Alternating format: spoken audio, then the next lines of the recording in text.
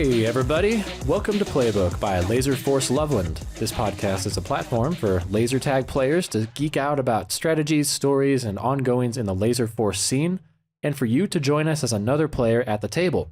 My codename is Mischief. I'm a player from Loveland, Colorado, who loves to talk about laser tag. Tonight, I am joined by Sleep4TheWeak from Chula Vista, California. How you doing, man? Hey, I'm doing good. Sweet. Sleep4TheWeak, his name is Nolan, and his normal name, his non-laser tag, kind of less cool name is Nolan, just like, you know, Luke is way less cool than Mischief, but so I may refer to you as Nolan at some point. Definitely refer to me as Nolan, because I plan on changing my code name in the near future to either just Sweets or going way back to the original Thriller. So I'm not going to keep it. Sweets for the Week was too long. It looked like Sweets for the Wheel on the scoreboard, and that was terrible. Sleeps for the Week. Oh man. Okay, cool. Yeah. Well, I'll look forward to seeing that name change. So tonight I invited Nolan on to talk about Internationals 2023. We hosted a tournament at Auckland, New Zealand, and Nolan was the team captain for the US East team that we sort of formed second to US West. US West formed, and then a bunch of the other players that wanted to go, we sort of got together and we're like, hey, this is 6 pretty amazing players. Let's go ahead and shoot our shot and go out to New Zealand and compete for well, I don't know, the glory of the United States or something. And in that tournament, we got to play, I think, a good 30 games together. We ended up taking 4th place after a hard-fought week of tag in a new arena. And tonight we're here to talk about like what we learned from that Internationals. Nolan, we really haven't like talked at all, honestly, since the tournament ended. I think people were eager to kind of go tour the countryside and maybe not think about it for a little bit, but I'm refreshed. I'm ready to be open and honest about what happened and what I would do differently if I could go back. And like, what are your thoughts? Oh yeah, I mean, definitely. As soon as the tournament was over and we all went on the post-match trip, the tournament was kind of out of my head for the most part, and it was only until I got back to the U.S. and like thinking it over myself of like kind of the self-reflection of the tournament and like, you know, like stuff you're saying, things we could have done differently, but stuff that was like really good about it. But you did just remind me of a story of like how our team was formed in the first place. Is we were really last second on forming the team there. There was like a semblance of a team before, and it all fell apart. It was originally like with Baden and Scythe, and then they ended up not going. And so Beans wasn't sure if he can go, and Cody wasn't going to go if Beans couldn't go. And this all fell apart when we were at the Loveland tournament. When I was at the Loveland tournament, I should say, I was over there with you guys, and Cody was there too.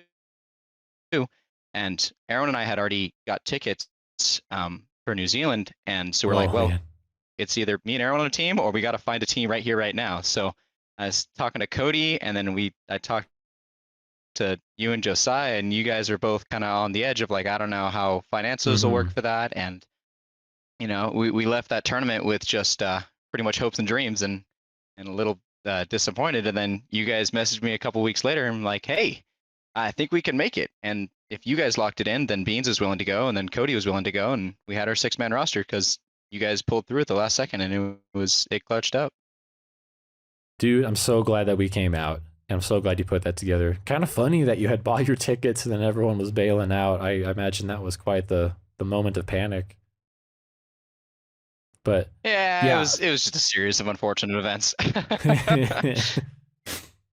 But no regrets at all, dude. Like, yes, the truth remains that it was a really expensive trip. My bank account did not appreciate it. I'm probably going to suffer in the future as a result when I'm trying to do something important like buy my first house. If the US economy holds up, but we're not doing a podcast about that. Nope. but it seriously came down to, man, this is something I love, and this opportunity is not going to come back. Like, there could be another Auckland tournament, but point is, I can either be there to experience it or I can hear about it for the rest of my life. And I just had to go. all that logical stuff I was telling you for why I couldn't be there, I at the end of the day decided I just want my life to be awesome more than I want my life to be um I don't know, well thought out tactically. Yeah, yeah, for sure. I mean, that was kind of my thoughts going into the tournament. It was like, you know what, this is gonna be a lot of money. I'm still in recovery right now from that tournament, but it was so worth it. Like 100%. That's a story we can tell forever. Yeah, definitely. So yeah, the table set, or sorry, the story set, you, me, applesauce, beer turkey, beans, and Cody. We just call him Cody around the tournament. Um, Yeah, someday yeah. maybe I'll watch the anime that his character is from or something. But we both wrote out a big list of just some points that we have, things that we learned from the tournament. I figured maybe you could kick us off.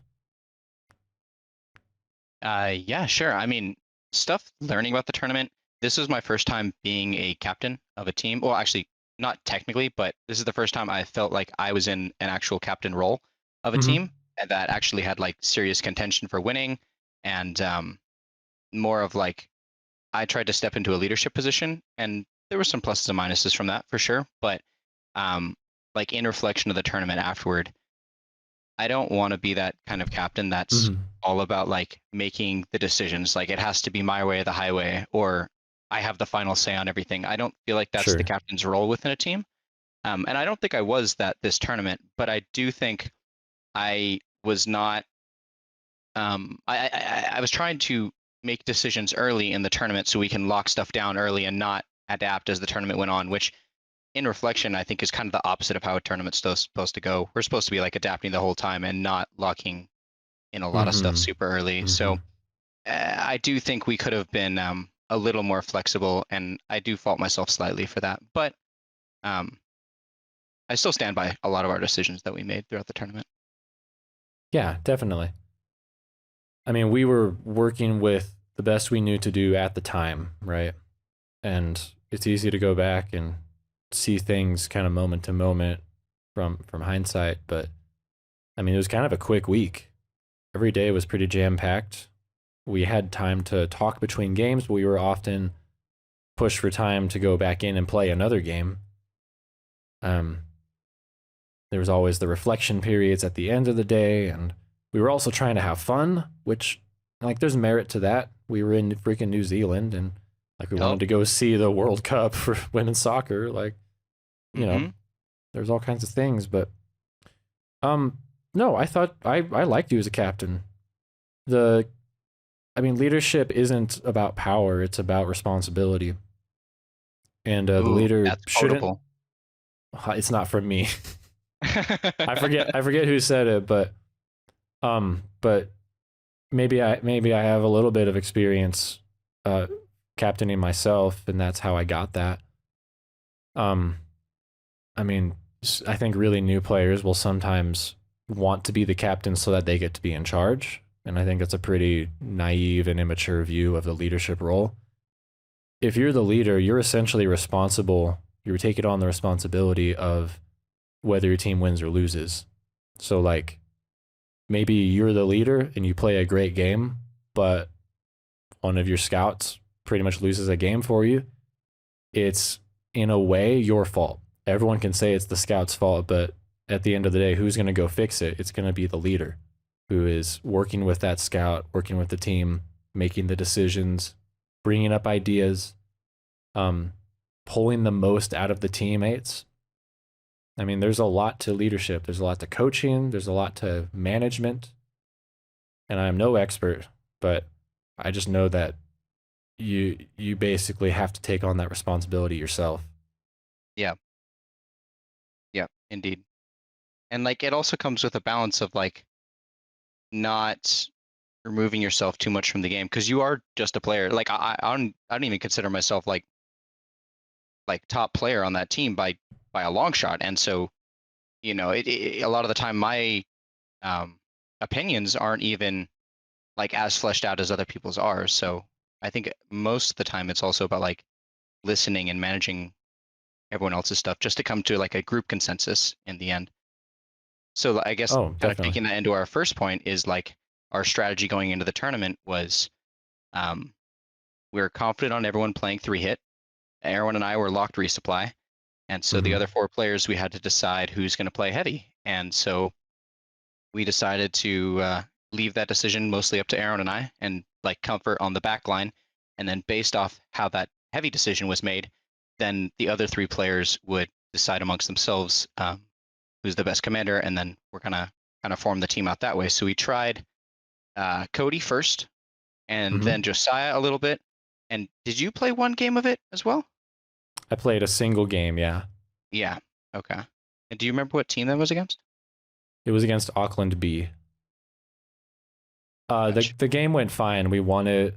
I went back and I watched it just to see what happened, and I think there was some trouble getting our team upstairs or something because Mhm.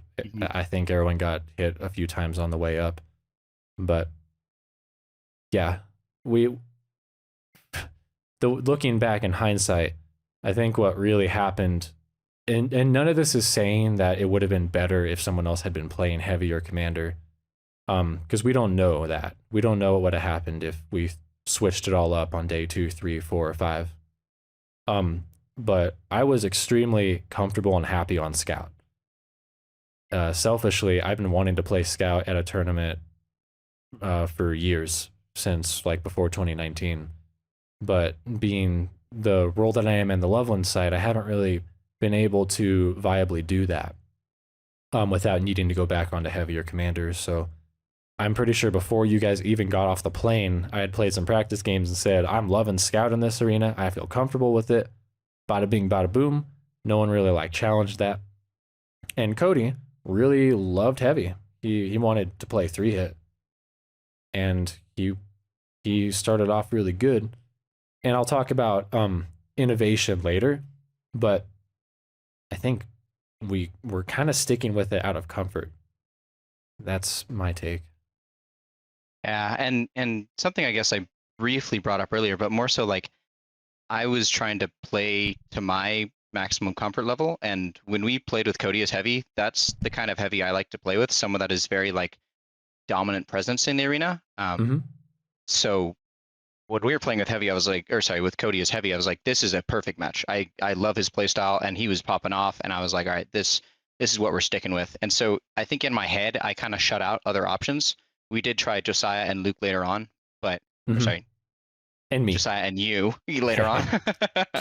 But I was just super comfortable with Cody, so I was like kind of pushing for it to stick with him, and I think like he performed well. Like it was Yeah. he was getting flack in the chat, and I was like, I don't even know if this is warranted like at all, because Mm-hmm. heavies in that arena don't score super high. Like even Kodama, who probably performed the best in the tournament, maybe Rusty, like they had Rusty good scored games, pretty but dang high, but yeah, I know what you mean. it's Rusty. It's a bit of an exception. um, but I don't think the heavy is expected to get super high scores in that game, so I think the criticism was rather unwarranted for Cody. Um, Yeah, I mean, he did things that none of us would have been able to do. He got 5 nuke cancels total on the tournament. He was an absolute wall, and that's his play style. He plays that way in Loveland. He plays that way in his own arena.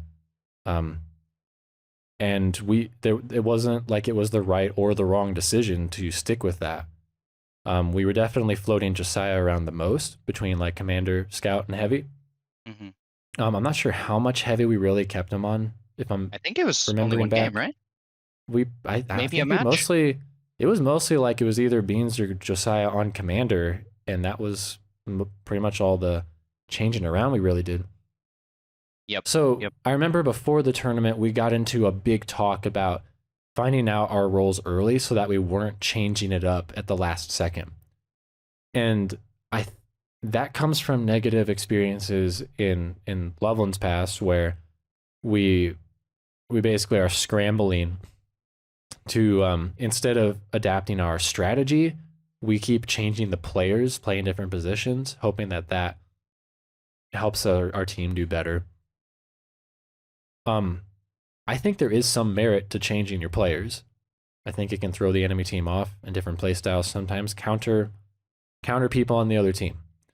but it can also be detrimental because you never get to build up a synergy or an expectation of what your own team is going to do.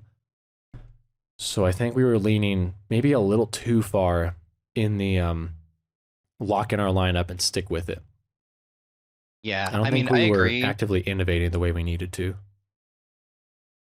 Yeah, I definitely agree. It was like based out of fear.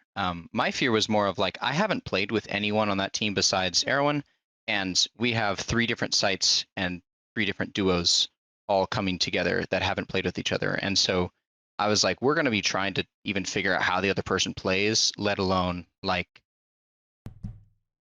trying to switch around positions and learn like how they play on all the different positions in the arena. So we definitely had the idea of like lock this in early so we can just figure out how our commanders and scouts should play together and how our heavies and resubs should play together. And Mm-hmm. I agree with you. Like in hindsight, I think we edged too far into that category. Yeah, because I do look back now and I'm like, you know what? I probably would have had a pretty unique commander style in that arena. Never even tried it. Um, we Yeah. never bothered to find out. And I think my heavy was actually pretty good. It was just the specific context of that game. We had some trouble getting upstairs, and like we never really figured out what a Cody commander or a Cody scout would have done all that much. Um, Mhm. Yeah, actually, you know, go ahead. now that you think about it, but going into the tournament, we had talked about Cody on Commander, like I feel like a significant amount. And did he even play one game of Commander? I don't think at all. We Maybe just one. completely ignored that. Oh my gosh. Like, well, that's the thing. Like with our strategy was, hey, instead of trying like all 16 combinations of our team, let's kind of pick a few and try to build on it. Um, Yeah. and that's something that I wish we did a little more of. It was just pursuing active innovation. I feel like our team. I don't know what your opinion is on this, but I think we peaked at day 2. I think we got into the arena, struggled, figured out what was going on. We started to figure out like, okay, these are some of the things that work for our players. Um, but I don't think we really evolved much beyond that. And by the time day 4 or 5 came around, people kind of knew what we were about. And I think we got figured out a little bit. I think also day two was our big peak because of blue. I think we were Blue kind of the came into team the that meta. really figured out. Yeah, we figured out blue, I think, first. Maybe, I don't, obviously, I'm not going to speak over the Auckland A and B teams, but like we were really comfortable in blue and we played that a lot. And I don't think teams are ready for that. But then by day 3 and 4, they knew how we played blue. I mean, I think you saw it, especially against Brisbane. Mm-hmm. Rusty would just crush us every time we went over there because he just figured out exactly where we'd stand. Mm-hmm. And that felt super bad after feeling so confident on it and then just getting slammed in it later on in the tournament. Yeah, for sure. You don't think US West was talking about that before us?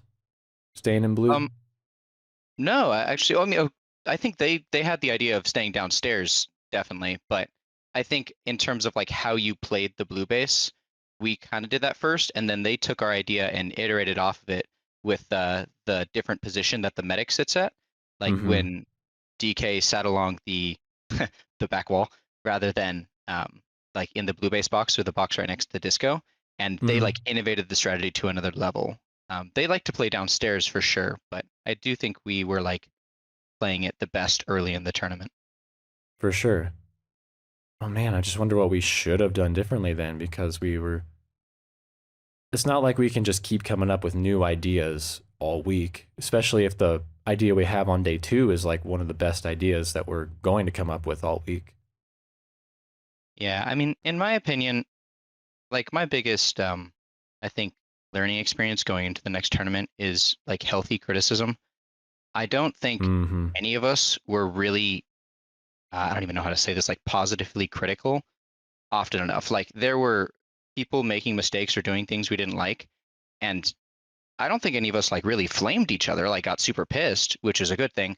But we also didn't Mm-hmm. bring up the issues that were occurring in the games.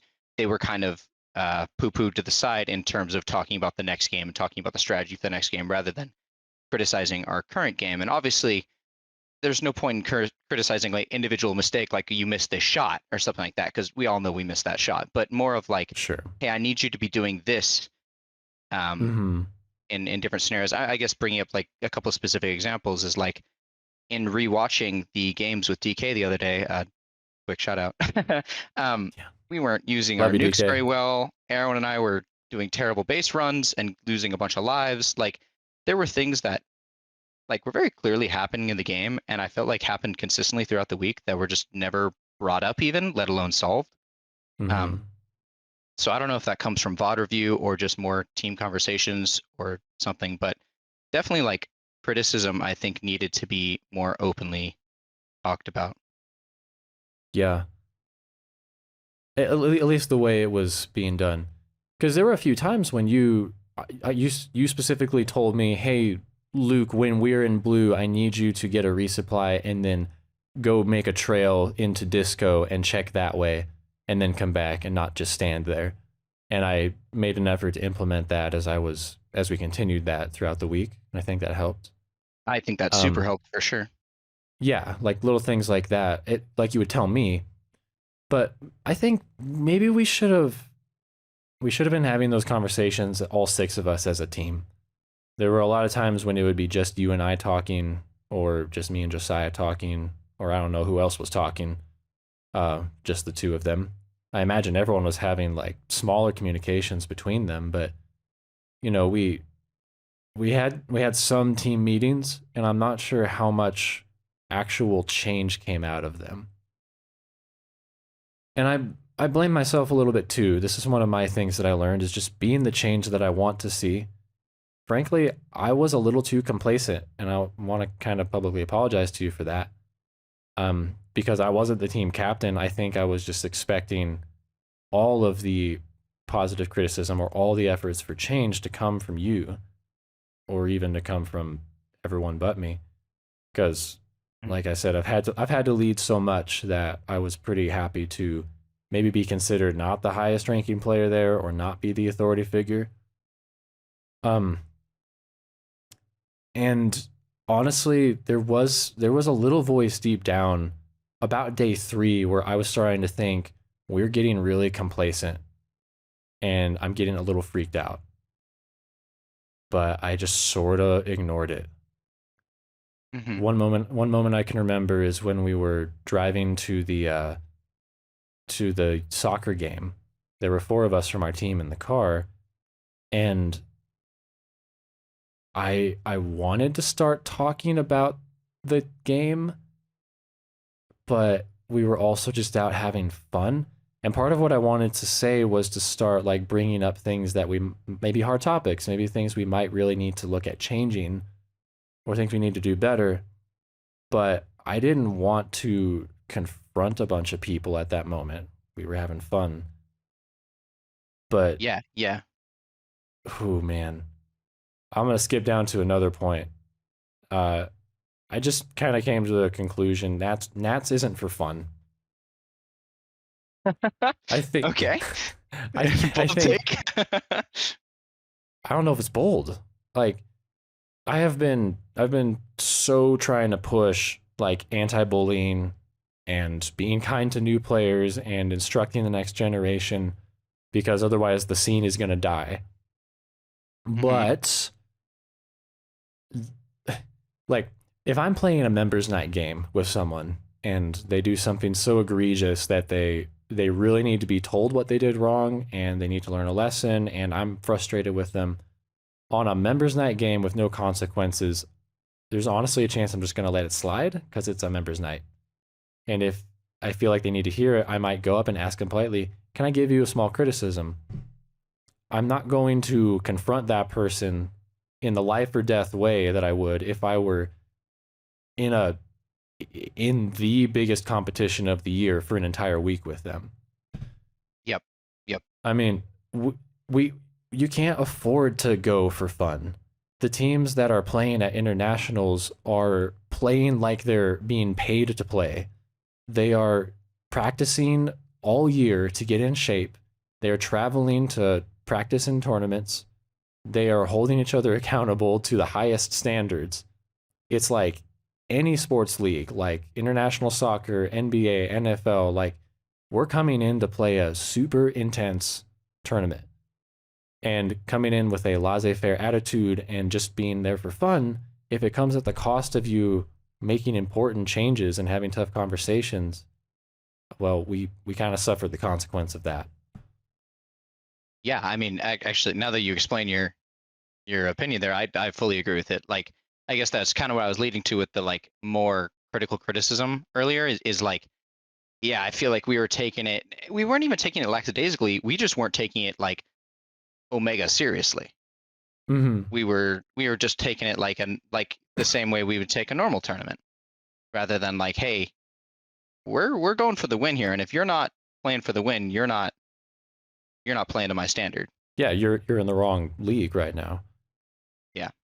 Yeah. I think everyone on our team was giving it their absolute all. So I'm not saying that people were like throwing or anything, but I'm saying that I didn't give my all outside of the game because I wasn't speaking up about things that were kind of bothering me and nagging in the back of my mind. Yep. Yeah. No, agree.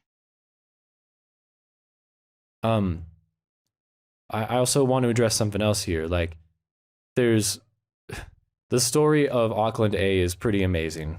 I'm honestly very happy for them that they were able to pool together after they were starting. They dropped pretty firmly into the fourth place in the round robin, and they were able to come back and take podium in their home site at Laserforce Internationals. And I can't say I'm not happy for them, honestly, even though we were the ones who suffered for it.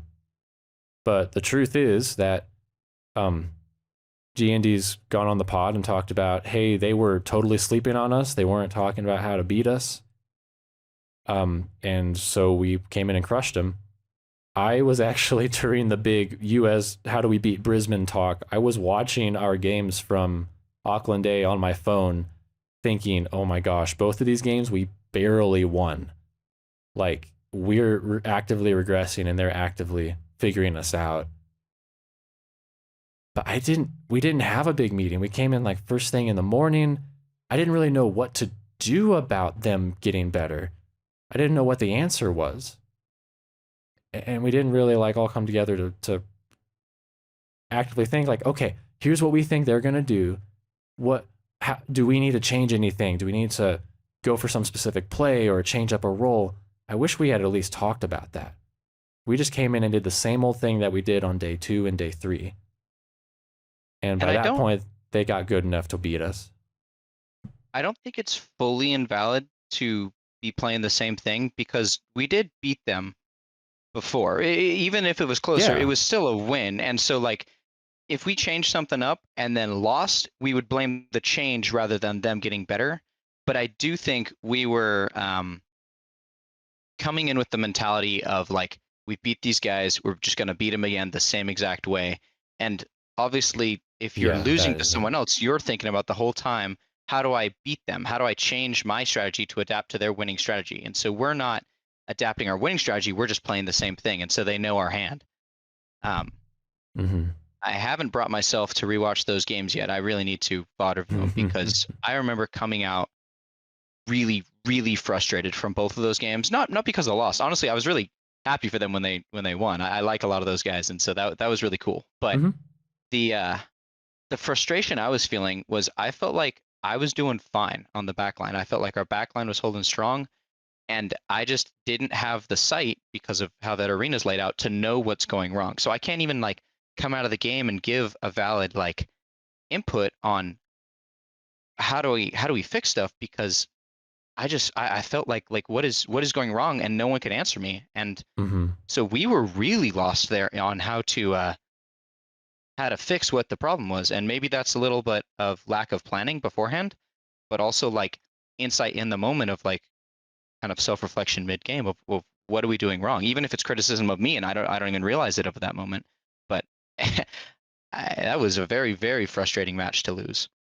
Yeah, I agree. And I'm not sure what you could have done in the moment. I suppose you would have needed to try to get the story from from the offense and look at the numbers and see what was going wrong best you could. But it's And really hard I if you're not mean, watching the game. yeah.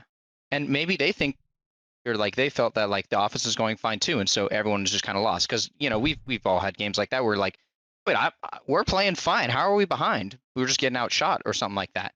But Hmm. I don't know, and so the lack of knowing was the very frustrating part. I mean, going back to what opened this whole conversation of like reflecting on ourselves and moving forward the future, like I really did not have the confidence in myself to play anything but resupply in that tournament, at least compared to the skill of my teammates.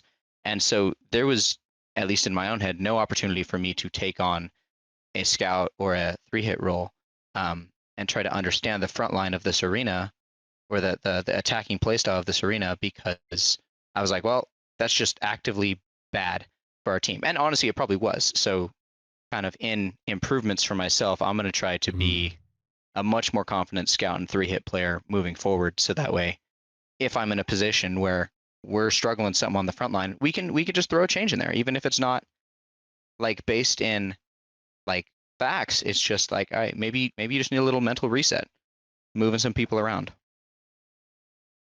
Yeah, it was never that you or Erwin weren't good enough to play scout, so to speak. But it would have been bad because you had not practiced it the entire tournament at that point. Oh, If we certainly. had if we had been like flipping y'all around earlier on and you were used to it and we could see what your play style specifically looked like and what it brought to the team, I think there's room for it. But yeah, at that point that wasn't gonna change, and um I think that was the right call to it probably was the right call to keep us on the rolls. It might have just been more about the way we were playing. I mean, I don't think we adapted well to what they were doing in game. G&D definitely was keeping us out, and I don't know that Beans, Josiah, and myself were doing a good enough job at coordinating our attacks so we could actually get past him. Yep. They There just was a lot of a lot more of one of us gets shot, next one gets shot. It's just like one person attacking at a time. Um, I like that was not good play. yeah. I mean, they You, just straight up outplayed us in that match for sure. mm-hmm. Yep. Um, and then I guess I do have a little bit of frustration at the end of that match, and I guess this is a little bit of blame on them, but like I was also like I was kind of crushed by losing that match. That sucked. But then seeing them like not play the next match, because obviously G&D had health issues and there's no way he's playing the Yeah, I next one. get That it. makes sense to me. And they're all tired. So like I understand their reasoning, but the feeling of like, oh, they just beat us and now they're gonna not continue in the tournament. That's what hurt me more than losing the match itself. I was like, dude, you're gonna remove our chance from, or remove our opportunity to play either Brisbane or the US team, and then not play them yourself. Um, that really sucked, and I Yeah. know they feel bad about it too, because they're like, man, like GND was talking in the podcast about how bad he wanted to play the next game and how sad he was that he couldn't, but his body just gave out on him. And so I understand their decision. I was just very Yeah, man. frustrated with that mentality. I think that is so valid because yeah, I felt really crushed and in a way like cheated for that too. I wish that they quit before playing us and let us move on to third so that we could try to fight Brisbane. Because even though we never took a game off of Brisbane, I don't think we were done for. Like we could have pulled something crazy out. We have if there's one thing about our players is that we could have done something that no one was expecting with our play styles and really just flipped the game on its head. But Yep. at the end of the day, it's not always about us. And GND really wanted to play, and I think the team, almost like out of respect for GND, they gave it their all as a site. And when they had to lay it down, I mean they didn't play us thinking we're gonna quit next round. It Yep. just GND basically got there to the doorstep and had to tap out. Yep. And like I also get it, like trying to find a sub for GND, like he is top 10 players in the tournament for sure, and our team is very upset after losing, and the other two teams are well going to be playing, so neither of them are going to want to sub anyone, and so they have to take a player from the teams that are out of the tournament, and their players are now either relaxed or they were not playing the 5th 6th match, so there's not really a valid sub out there for them to take. So I get like even from that aspect of it of trying to find a sub for GND to play the next match, like that would be exceedingly difficult as well. Yeah, for sure. What other takeaways did you have? Just talking less about our team, more of watching the other US team. Like we all are super familiar with those guys. We've played with them a ton. We've played against them a ton, especially because some of them are from my site. So I talked to Cayman probably more than any other player, or sorry, Kodama more than any other player about laser tag For all sure. the time. And so like I understand a lot of his mentality, and watching them like come out of the game, all have like relatively level heads, and then go into a meeting. Like everyone already had the mindset of, all right, we're going to discuss what went wrong and discuss about the next game, and have this. And obviously, it didn't happen every time. People were upset at some points or tired or whatever it may be, but they definitely had it down. And this was a pre-drilled practice that they had implemented for the last year over Discord calls and everything like that, where Thunder would give them lessons, or DK would give them a pep talk, or Caleb would tell them about player, whatever it may be. But they Odin would make really them all had muffins. they had the winner mentality. I want to say is like what led them to victory in the end. They were growing throughout the whole tournament. They felt confident throughout the whole tournament, and that was like really cool to see from an outside perspective of like they all have the mentality of we're going to win this from game one. They came in with that. So when we beat them game one, they weren't like super upset. They were like, all right, how do we reassess? Because we're still planning on winning this thing. So yeah, pretty I much. like that a lot. Which is it's an amazing attitude. It was hard not to root for them, that's how teams should play, in my opinion. If you can come out and actually make innovations and changes based on what went wrong that game. I mean, there have been tournaments, I think, where there was just one team so powerful that no one could really outdo them based on the amount of talent and arena experience they've had. This was not one of those tournaments. The teams at the top had to innovate and work around each other and out strategize in order to get the win. Yep. So that I could definitely learn from them. And I mean, frankly, even I wasn't in that mindset of every single game we're going to come back and talk about what happened. I think there were some close wins that we probably should have addressed a little more, but we just kind of were like, whew, that was a close one. All right, I'm going to go get a snack. Yep. And we were, another cool thing that they did is they weren't dismissive of any team. There were teams in the tournament that they are pretty much guaranteed to beat. And when they came out, they would still discuss like takeaways from the games. Maybe not to the same in-depth level as playing against Brisbane or us, or Auckland, but they would still have discussions. And I felt like we were a bit dismissive of the teams we thought we could beat, including Auckland A, which we lost to. And then we were more like trying to only learn from the losses and not from the wins as well. Right. That's a good lesson right there. That's quotable. Boom. That's original. All me. Yeah, all you. Learn from the wins as well as the losses. Okay. I have a takeaway that is more personal, but I think it can also apply to a team sense.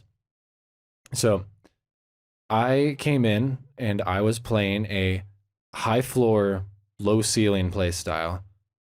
I was finding what worked for me, and I would just do that thing over and over again. And I wasn't taking as many risks as I needed to. I think some people would be really glad to have a player like me on their team for that reason, because playing with players who are too risky and throw your game away, dying out early or giving away valuable space or whatever. I mean, that wasn't me. I wasn't trying to play like that. But when I came in and I saw the level of competition that I was playing at or playing against, I kind of came away from everything thinking, man, I was playing at an A tier, but if I had to win, but to win the tournament, I would have had to have been playing at an S tier. You know what I mean? Mhm. Like playing good isn't good enough. You have to play great if you want to take first. And so this has kind of changed my play style a little bit ever since coming back from that tournament. I've kind of like I've kind of just been playing more, almost regressing into more of a risk-taking, do-it-myself, solo carry type of player. Now in a scout role that might not be very beneficial, but man, I just remember so many times when I got my bases super early because I didn't want to forget them later on, or I'm like, maybe later in the game I won't have a chance to come back and get these. But I completely missed my opportunity to ever use the base to reset people. Like I pretty much never did it. And there were so many big plays I didn't go for because I was trying to do the safe, consistent thing. Like I kind of wish that if something wasn't working, I would try something crazy and different instead of just being Mr. Safe. Um, Yeah. I remember running. We were playing U.S. West, and Josiah was commander, and I was running past him and Caleb while Josiah was trying to missile Caleb, but Caleb was dodging his missile, and I just shouted at Josiah, "Don't get cocky," and I just ran. I was going back to wherever I was going, and I'm like, man, I can't believe that I'm like the killjoy player in this situation. Josiah should be trying to missile Caleb, even if he's unsuccessful. Our commander should be trying to missile people for sure. And these are the best players in the world. They're not going to just roll over and take a missile. Like, in order for us to win games like that, we got to be able to play at those high levels. So I say, play for first, nothing less, and go for more of a high ceiling and lower floor when playing in a tournament. Yeah, I mean, I really agree with that. And like kind of taking this mentality from like sports or esports or something like that is if you just play like the opponent plays and they play the game even slightly better than you, you're going to lose most of the time. But if you Yep. take risks, you're going to lose a lot, but you're also going to win a couple of those times. So if we really think that, hey, Brisbane's been beating us every single time, and then we just keep running back the same thing or like small changes to our strategy, that's not going to cut it. And Yeah, I dude. also don't think it's valid to like just go balls to the walls like, all right, Arrow and Nolan, you guys are 3 hits. We're just trying it out to try something. That's also dumb. But like finding Mm-hmm. instead of a like 80% success rate, 20% fail rate game, and instead of flipping that on its head, we just go for maybe a 40% success rate and a 60% fail rate play because 40% of the time we're still winning that trade, which is awesome. Mm-hmm. So I really agree with that mentality. And a lot of the time I try to think about the game in terms of like what is the most optimal way to play? What is the most efficient? What is the best thing to do here? And that is playing to like the not the basics, but like the standard. Like what is the best standard to play the game? And I don't think that is the right decision a lot of the time because if you're watching the VOD and Josiah makes a crazy risky play and now he's pushing all 5 out himself solo, or Mm-hmm. Aiden in the final game against Brisbane runs in on the ammo and breaks the wall, that's a probably a high risk play, but Mm-hmm. it pays off sometimes and they win the tournament off it. So, I really agree with that mentality. Yeah, definitely. I've tended to learn from different players specifically in most tournaments I go to. Um, in fact, it usually turns out to be heavies. Funny enough, like you know, I've tended to actually take a lot of influence from Baden, Tragedy, Micro over the years, and this tournament specifically, I was watching Rusty a lot because who better to learn from, right? But Mhm. there's so many different types of archetypes of players. Like, I don't know. I've never. I know Scythe is really good. I have a lot of respect, and I know he can. He's a world champion. He's one of the best ever. But I've never looked at him and thought to really imitate him very much. For whatever reason, his playstyle just doesn't like seem to mesh with mine. But I was watching Rusty and I was like really gelling with him this tournament, and I was starting to understand a little more of, you know, what the secret sauce is behind his success.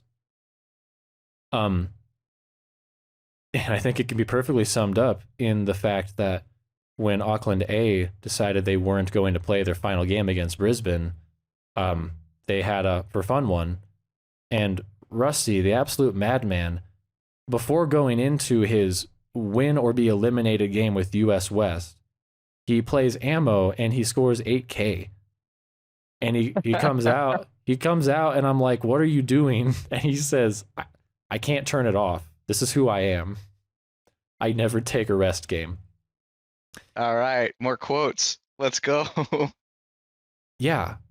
Like after the tournament was over, I was talking with him and I'm like, you know, I'm getting the impression that for you, the reward of SM5 is just playing it at the highest level. And he's like, yeah, like no matter what the situation is, he's just trying to play at the absolute ceiling of his capacity.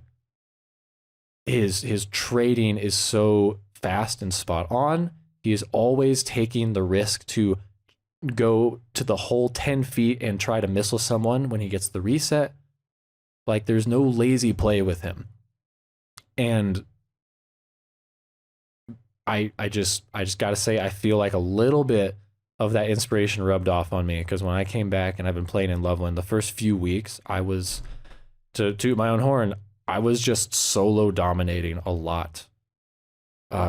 Even against our own top players, just even if I would get crushed early on in a game, I found myself like, nope, I'm going to try to win it, and just making these huge comeback plays. I want that to carry over into my play style from here on out. That idea that you should never stop trying at any point, playing at your ceiling. I think everyone can learn from that. Yeah, I really agree. And even down to like the basics of the game, like just always trying to keep a polished edge. Like that's something that Loveland really grinds into their players, is like, hey, backtrack when you get resubbed, or always be watching the ramp, or like all these just like little minor things that that's something I would tell a new player at a members night to do. But at even the highest level games and rewatching these VODs, we're all forgetting it constantly. Everyone's constantly yelling at me to go look at long ramp or look through the window at the top of nest. Or, you know, someone's not running down the ramp to get the kill. They're just kind of walking with their gun ready. And it's just like, we're all constantly doing these little, like, quote unquote lazy things in the game, but we don't think of it as lazy because we're like, okay, is this really going to make a difference? No, it's not. But every once in a while it will. And so if you always play at the peak, always be trying your hardest, eventually that just becomes your new norm. Is exactly. You are just, well, Rusty. Right. And that's the Rusty mentality, is even if Rusty loses a game, he always goes out having put up a huge freaking fight. Yeah, like you shouldn't ever give up in the middle of a game. And when you're winning, you shouldn't like put your guard down just because you think that you're still going to win no matter what you do.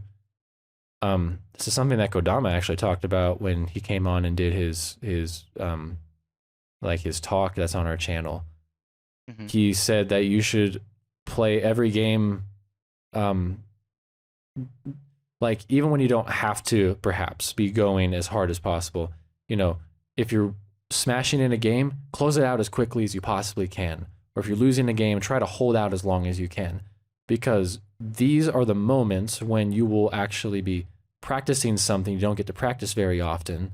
It will help make you a better player for future games.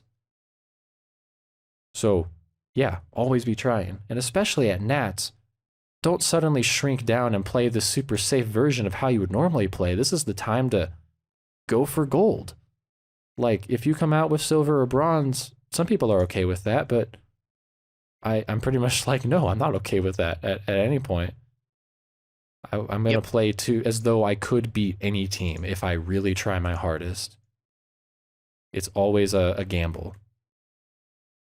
I think that's something that we did pretty good as a team. I think Is so. I don't think Yes. any of us ever lost confidence in that. Like at least speaking for myself, I felt that we could beat all the teams every time we went into the game. I was like, we have a chance here.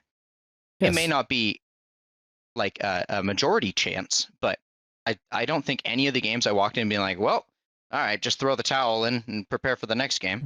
Like, Mm-hmm. so Yeah. we did a good job at like keeping up the rusty mentality, if you want to call it that. Yeah. Because here's the truth: we actually were beating every team at some point during some of our games. Like there were games against Brisbane when we had it in hand until we didn't. Um, Yeah, and just so everyone, I want to make this so clear to the public: it is not helpful to tell someone you had it for a while or you almost had it when they come out of a game and they just lost and you're trying to like cheer them up because of how they almost had it. I don't ever want to almost have a game. I'm never gonna feel good about that. Um, it's best to yeah, let that person walk away and like go cool off for a while. But looking back, that there's merit to that. We had the potential to beat anybody. It's just that we didn't execute it perfectly, or mistakes were capitalized on, unfortunately, and hmm we didn't close out some games that we could have. yeah. And this is, I think, more notorious of like a Loveland problem. I Mm-hmm. think like historically, but this is something that I've always had, I think, on every team that I've played on, and it's just closing games is hard. I think, at least for me, that's the hardest Mm-hmm. part of the game. And St. George is really drilled on it because of how their arena plays. And there's a couple other players that are like notoriously really good at it. But I think closing out a game, like getting that last umph after you've gotten ahead, is really difficult because it's Mm-hmm. not just about winning trades. And now it's about communication. It's about like positioning. All this stuff that normally matters is now the peak of the game. It's the thing that matters the most. And Mm-hmm. so that is something that is also like not practiced nearly enough because like you're saying, if you're winning a game, a lot of people take the foot off the pedal and you're kind of like, all right, cool, let's just cruise this one out instead of like close it cleanly every time. Even at Nats, that's how a lot of games go.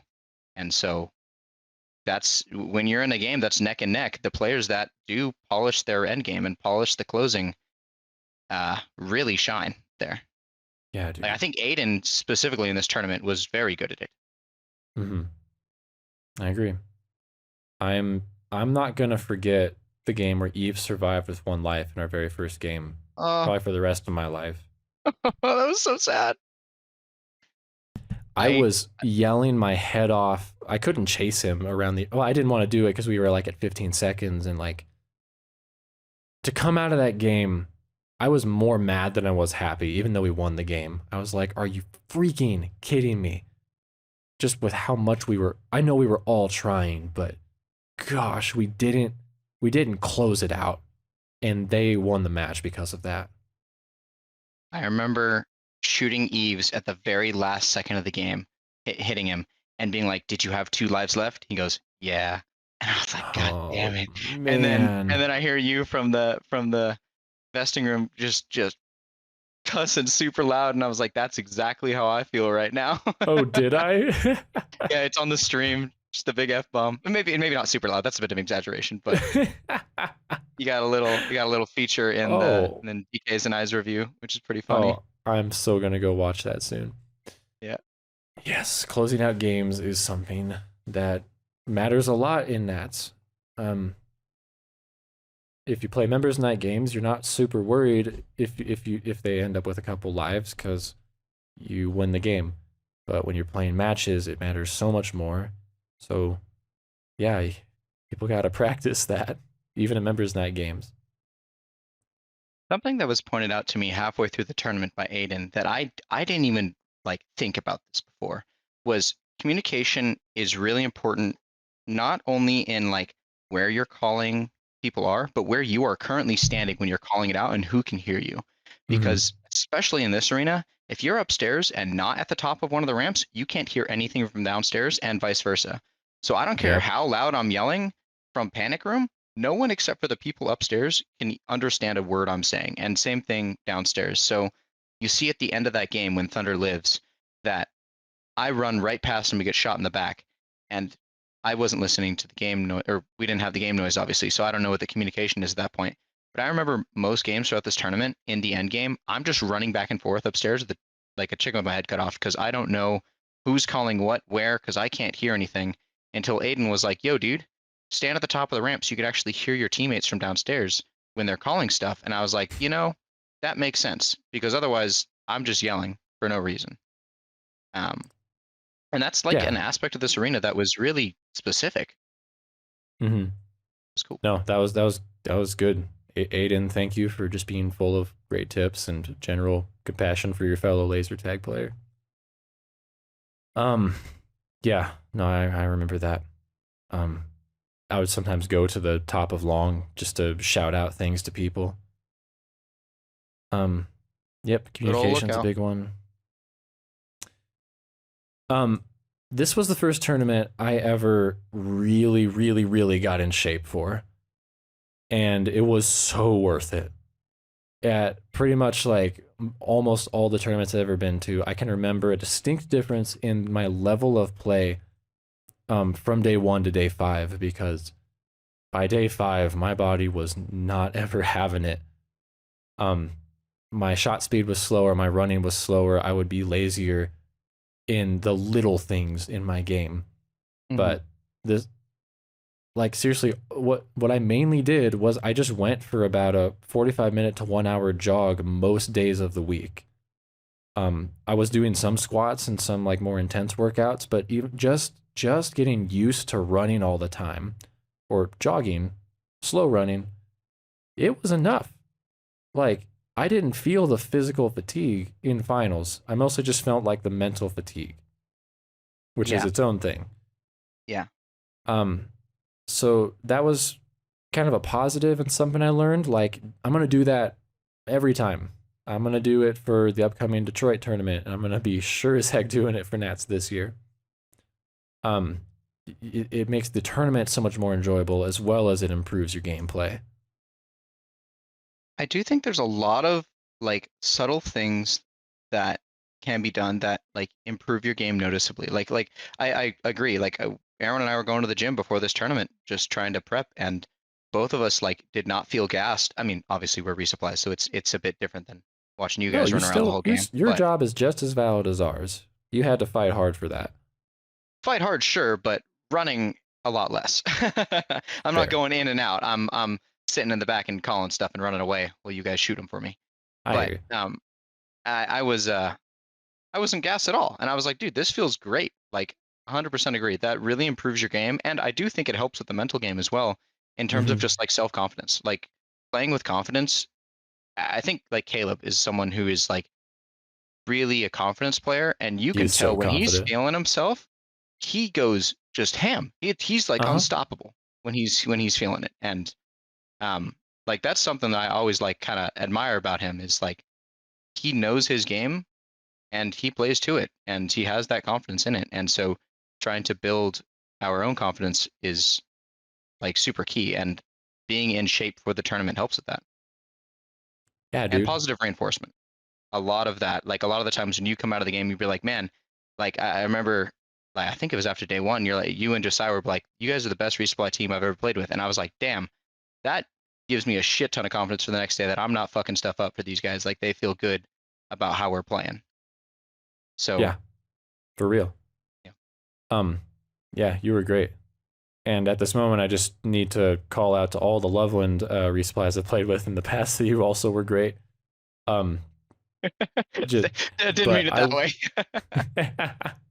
but I do think you both landed your doubles like perfectly every single time, and the leadership that you brought. And there's a really funny moment I want to just talk about with Arrowin that I for so long have played in this mentality, especially because I've played heavy, that my resupply need to be protected and kind of like managed and guided throughout the arena. And there was this one time when I think the game got pretty chaotic. I think we were winning. I don't even remember who we were playing, but Arrowin was downstairs just shooting people by herself and running around. And I saw her and I'm like, hey, let's get you back upstairs. She didn't.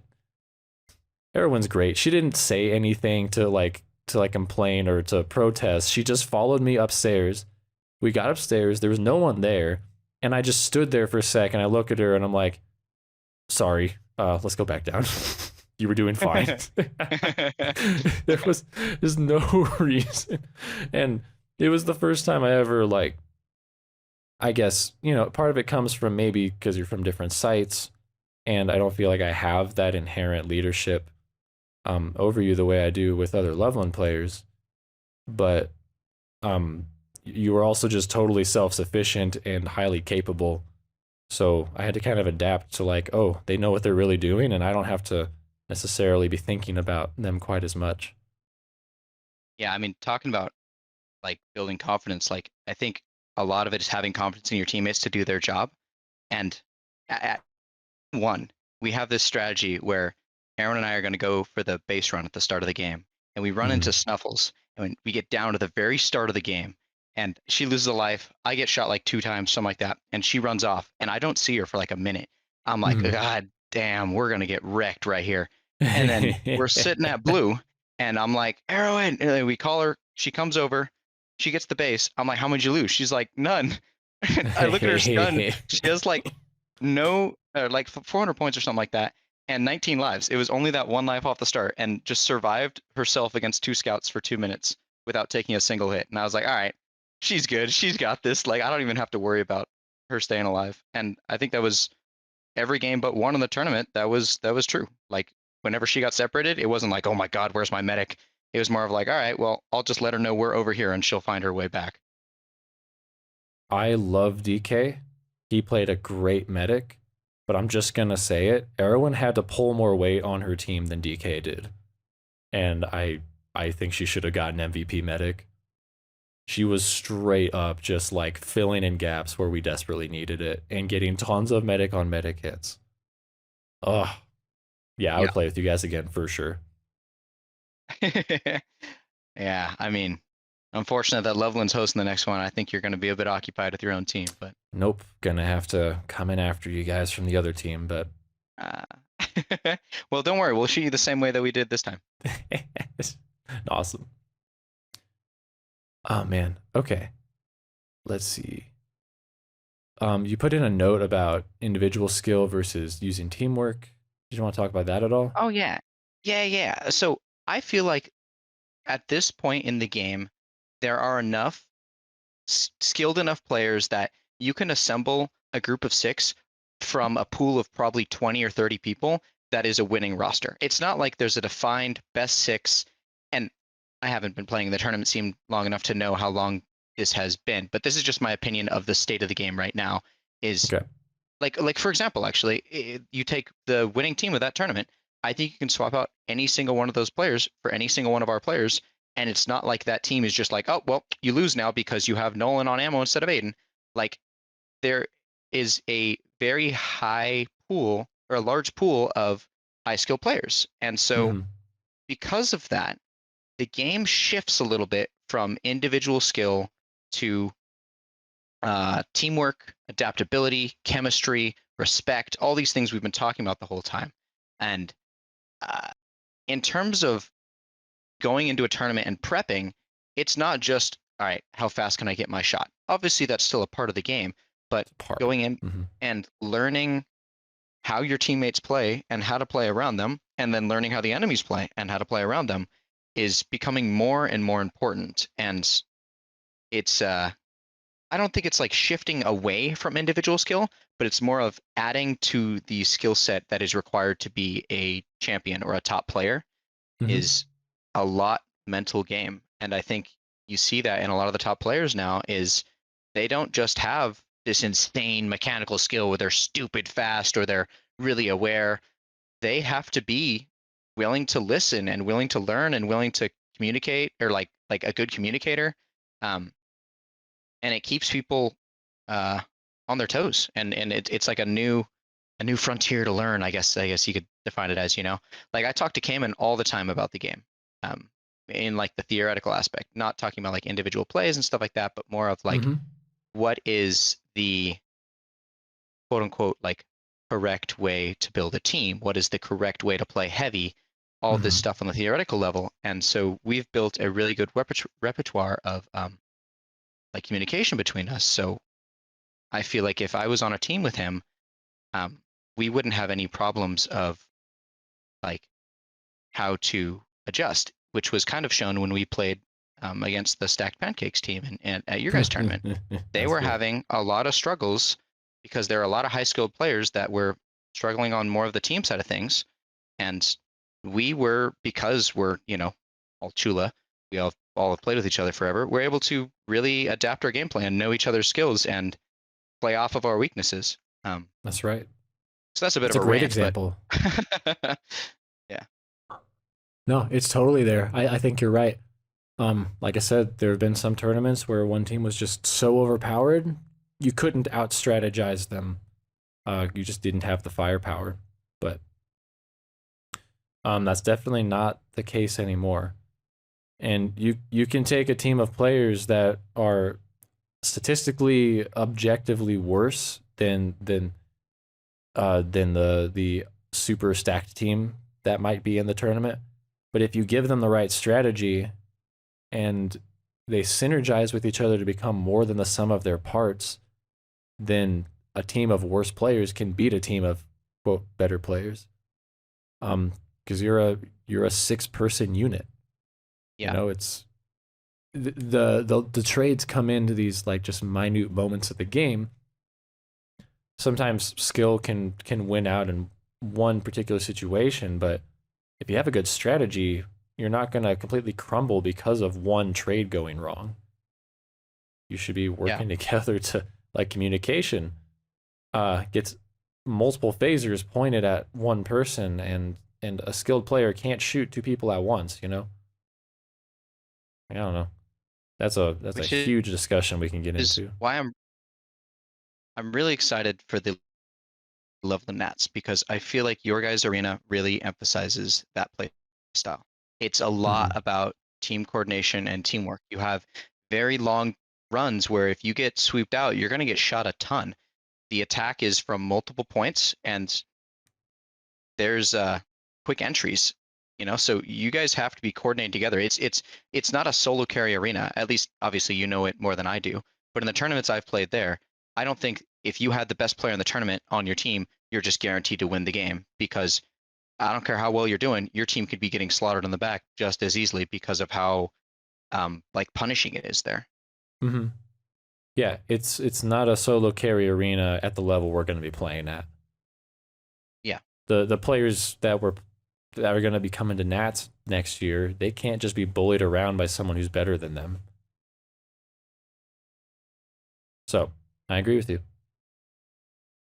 Which is why I think it's really unfortunate that um, sites are struggling right now. Like there's Sack's gone, Chula's gone.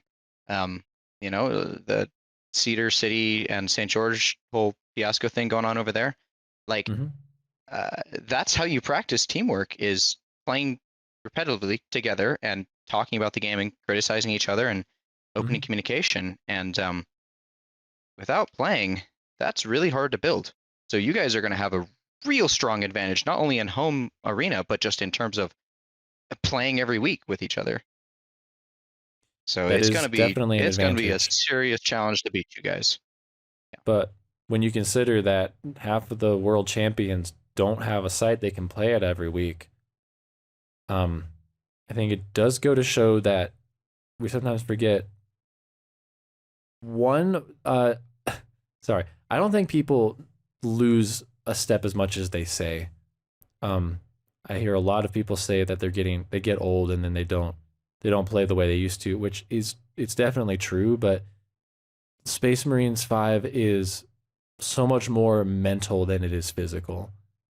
And when you're still thinking about games and watching games and you've developed experience over years, I think that does stick with you and it can come back pretty quickly.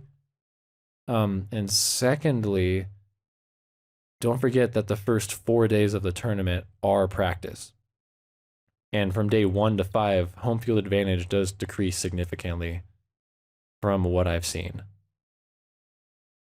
Yeah, certainly, definitely. I mean, But like we even saw that you, in this. Go ahead. Sorry, So we go even ahead. saw that in this tournament. Is like Auckland. Auckland had home field advantage in terms of knowledge of the arena, but we were figuring it out. And I think even by Hmm. their own admission, that arena is not a really difficult one to learn how to play properly. But Sure. Yeah. their home field advantage was uh, really decreased by the end. They still probably had a little bit there, but I Hmm. don't think it was a significant factor in them beating us. Right. It was because they were really good players that Yeah, worked together well. yeah. All right. I only have one more thing that I want to bring up, and it's not related to the actual gameplay, but I have bought many jerseys over the years, and I'm done with the cheap cloth ones that you sweat through it and the logos begin to fall off and they're not comfortable to wear. Um, big big takeaway from this tournament: if you're going to buy team jerseys, buy jerseys that are made of some kind of combination of like polyester, nylon, spandex, like the anti-sweat sports jersey material. And I highly recommend going to fansidea.com when looking to buy jerseys because they have some really insane designs and they will allow you to put custom logos on full front chest or over one half of the chest and on the sleeves. And they gave us like custom shorts. And it was not that bad as far as the price. It was like $50 a person for the whole getup, but our jerseys were the coolest ones I've ever worn by far. Yeah, if there was an award in that tournament for coolest jersey, it's going to you We for get it. designing that logo and like our jersey overall. Oh man, it was so sick. It felt great. The shorts were great. All of it. It was Mhm. perfect. Oh yeah, the jersey wore well too. The shorts have like this like gel on the inside to help it stick to you around the waist. Yeah, it And doesn't fall down. You got stuff in the pockets and you're running around. It like holds yeah, itself up, but it's not like fold. super tight elastic. Hmm. Yeah, All right. All right. fansidea.com. I endorse You're it. gonna get sponsored from that. Hmm. For the record, I sent them a team photo and I told them thank you, and they were super happy and thankful that we sent them that photo. And uh, That's awesome. Hell yeah. yeah, I might forward you that sometime. Definitely, definitely. That's super cool. Oh man. Yeah. Yeah, I mean, for the next tournament, we'll probably be trying to get some from there too because I loved them this time. So Oh, they for got sure, they got return business. Let them know. dude. Seriously, just go look at like the soccer jerseys and scroll. They're oh man, there's like 20 different ones I want to try out just because of the patterns are so actually cool. Anyway, enough about them. That's a legit takeaway that I got from Nats 2023. Yep. Got any things that you're working on in specific for the upcoming tournament? Like I know we talked about stuff this time that You know you've what I taken away mean? from the previous one, but like, is there anything that you're like, all right, for this? I guess I meant more on like a team wide thing. I'm looking for some spoilers, some leaks here. What are you guys cooking? Cooking for next Nats. Yeah. Uh-huh. Um, so one thing is that Josiah and I spoke, and we always tend to co-lead our teams, but I am taking on the captaining role for our team coming into Nats. I will say that we are waiting on declaring the lineup for just a little bit. We have Yeah, it's a a ways away. lot we have a lot of developing talent, and I want to give people a chance to really, grow, accept some like mentorship or tutoring if they want it from our top players, and just kind of like see what we got in a little while. Um, Yeah, but beyond that, I want to keep my mouth shut. I think fair. I think we've been more than generous to put all these GoPro videos out and to be doing these podcasts. Like you talked about home field advantage. We will have the advantage of practicing, but what is kind of cool is that I think most people coming are familiar with the Loveland Arena. They know the meta. True. They've had some practice, so it's not going to be that drastic. As Yeah, far as what that's we're a good point. doing, I'm keeping my mouth shut a little bit, and I'm also, frankly, like I don't know yet quite what my secret sauce is gonna be. Well, we'll be figuring that out over the next year. You're still cooking. Yeah, it Yeah, is a ways away. I mean, that's fair. We're a bit preemptive here, but I just caught cool. I'm myself excited. scrolling through fans' idea and all their jerseys while we're talking. I'm like, ooh, that's a cool new one. Ooh, what about that one? Oh, yeah. I'm Um, sure. I'm expecting you to have something cool for the next tournament. I Your can logo this one was by far the best. well, I can leak that we'll be getting our jerseys from fans' idea. What There about it you? Do you is. have All right, anything to leak? hot take. Think Chula's gonna send out a team? I don't think we could form a full Chula team. I'm actually okay. I'm kind of hoping that depending on the school year, maybe we can get some of the invasion players to go.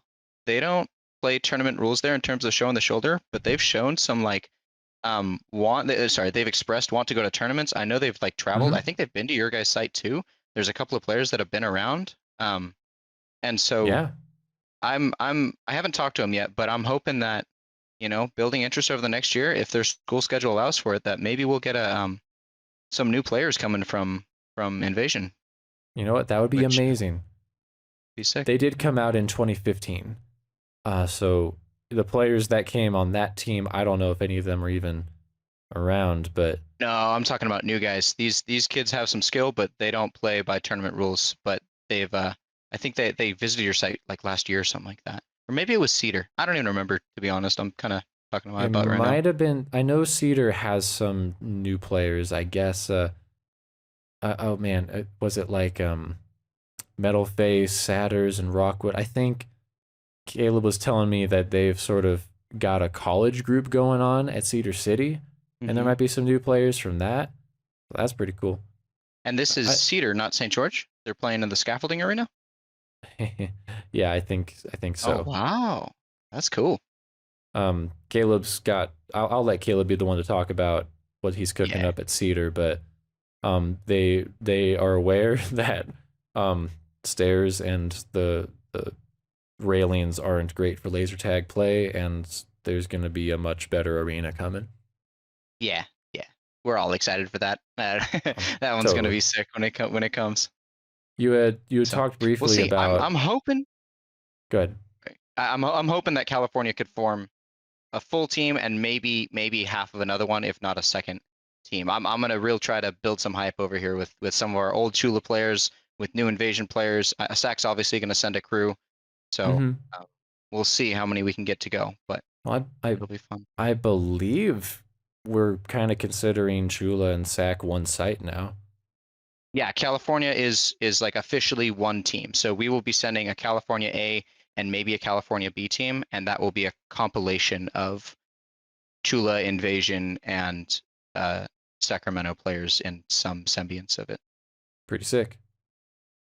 Yeah, Pretty sick. excited to see what y'all come out with. I'm sure we won't start seeing any rosters put up until we get into actually 2024. But Yeah, that for the a the while. hype can start building now, man, and I'm real excited to see you all come out.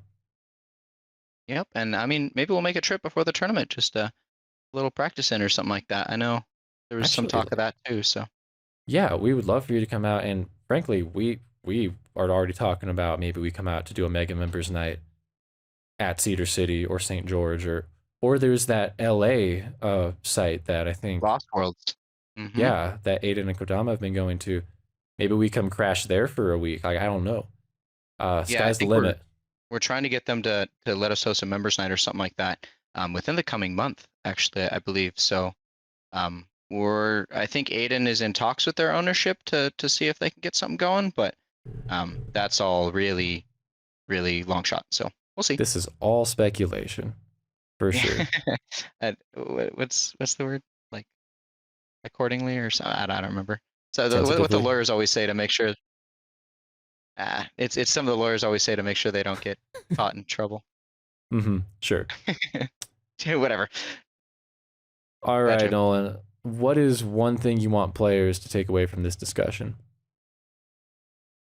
Um, it's really worth it to travel, and even if it's a lot of money and it's daunting and you don't necessarily have a team figured out, it's going to be a blast one way or the other. Like the community is just awesome. The game is just awesome.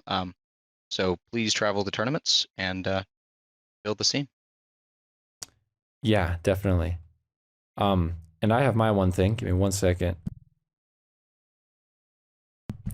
I had to cough for a second, but I didn't want to make everyone listen to it. The one thing I would have people take away from this. Look, I've been to. I'm gonna get real. I'm gonna get real with the people. It is not fun to be on the quote unquote B team. It's not fun to know that you were kind of like maybe on the second tier compared to another team. And there's a lot of people out there that are playing on their own site's B team. Loveland's going to host a B team. B teams are really important for the scene. It's so tough because like when an A team and a B team forms, it's kind of implied that the A team is pretty much going to place higher than the B. And who isn't going for first place, you know, when you go to these tournaments? But what I want players to take away from this discussion, Nolan and I have been playing for a really long time. And we just took fourth at an international tournament that we paid way more money than we should have to go out and play. But we get to take home some very valuable lessons from the tournament that are making us actively way better. Doesn't matter how talented. There are players at my site that are frankly just more talented than me. But I'm one of the top players because I have the experience of losing and gaining that knowledge over and over again. This was I think my 13th tournament that I've been to. Damn. I want players to take away from this that even after 13 tournaments, I'm still learning and growing. And the A-team status, the first place trophy is not something that anyone should feel entitled to without putting in the work. I might have been to 13 tournaments, but everyone on the US West team that won the whole thing, they've been playing even longer. And they've tried even harder. I mean, I've missed out on a lot of tournaments over the last few years. And no one can say they didn't earn it. It doesn't mean I'm a bad player. And if you're on a B team, it doesn't mean you're a bad player. It means that that's where you're at in your skill level right now. And I encourage you to go to the tournaments because you're going to come out of them so much stronger than you were before. And there will come the day when you're ready to prove yourself to the world. If I can give you applause without hurting everyone's ears, I would, but I'll give you the little reaction emote. Heck yeah. Ding. Yep. Man, All right, that's just what I really wanted to say.